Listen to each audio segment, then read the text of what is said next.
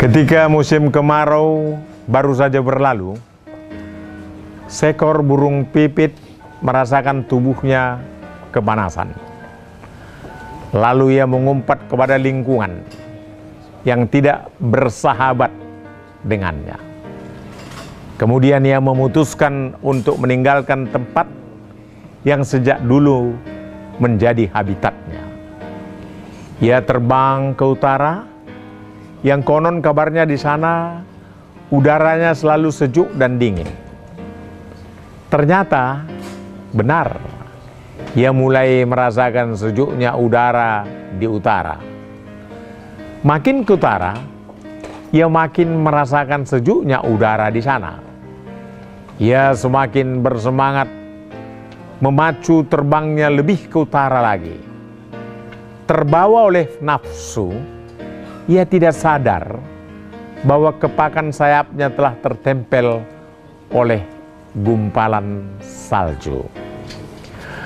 Makin lama makin tebal dan akhirnya ia terjatuh ke tanah karena tubuhnya terbungkus oleh salju. Sampai ke tanah, salju yang menempel di tubuhnya justru semakin tebal, hingga akhirnya si burung pipit tidak mampu berbuat apa-apa. Dia menyangka bahwa riwayatnya telah tamat pada saat itu, dan ia merintih sambil menyesali nasibnya.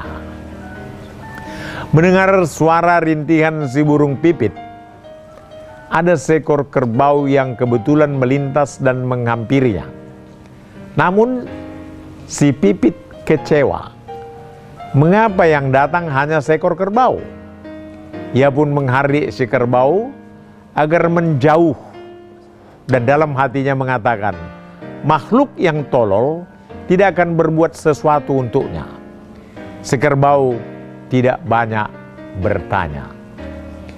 Ia hanya berdiri, lalu ia buang air kecil tepat di atas burung pipit tersebut. Pipit makin marah dan memaki-maki si kerbau. Namun si kerbau tetap diam tanpa bicara sepatah kata. Ia pun maju selangkah dan membuang kotorannya tepat di atas tubuh si pipit. Dan seketika pipit tidak dapat bicara karena telah tertutup kotoran kerbau. Dan si burung pipit mengira dia akan mati karena tidak bisa bernapas. Namun perlahan-lahan ia merasakan kehangatan. Salju yang menempel pada bulu-bulunya perlahan-lahan meleleh oleh hangatnya kotoran kerbau tadi. Kemudian ia dapat bernapas lega dan dapat melihat kembali langit yang cerah.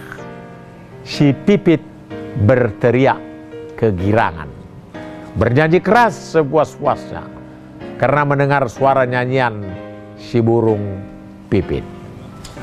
Ada seekor kucing yang mencari dan menghampiri sumber suara tersebut. Ia mengulurkan tangannya, mengais tubuh si burung pipit, kemudian menimang-nimangnya, menjilati tubuhnya, mengelus dan membersihkan sisa-sisa salju yang masih menempel pada bulu si burung pipit. Setelah bulunya bersih, si burung pipit bernyanyi dan menari kegirangan. Ia mengira telah mendapatkan teman yang baik dan baik hati.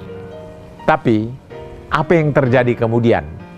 Seketika itu juga dunia terasa begitu gelap baginya, dan tamatlah riwayat si burung pipit saat itu.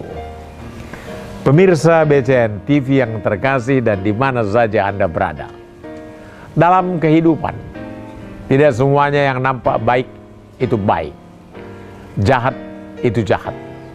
Namun bisa saja berbalik, meskipun terlihat elok, karena halaman tetangga yang nampak hijau belum tentu cocok buat kita. Dan yang terpenting, baik buruknya penampilan jangan digunakan sebagai satu-satunya tolok ukur.